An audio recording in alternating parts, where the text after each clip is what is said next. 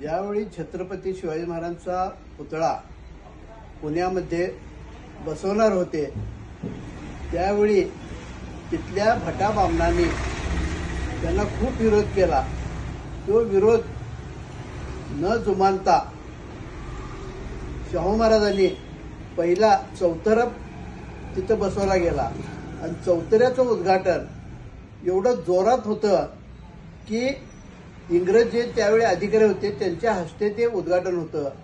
आणि शाहू महाराज इकडून कोल्हापूरचे जेवढे त्यांचे पैलवान होते तेवढे पैलवान घेऊन गेले होते आणि रेल्वेच्या वॅगन भरून पेट्रोल आणि रॉकेलच्या नेल्या होत्या। काय त्यांनी जर विरोध केला तर पुन्हा पिटवून द्यायचं। तरी त्यांनी तिथून गेल्यावर शाहू महाराज त्यांनी दरवाजे बंद केले होते।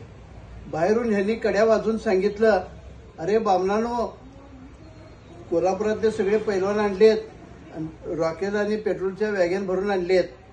काय तर बाहेरून कड्या लावून सगळं पूर्ण पेटवून देईल म्हटल्यावर एक सेकंदात नाही, एक क्षणात त्यांनी दरवाजे उघडले।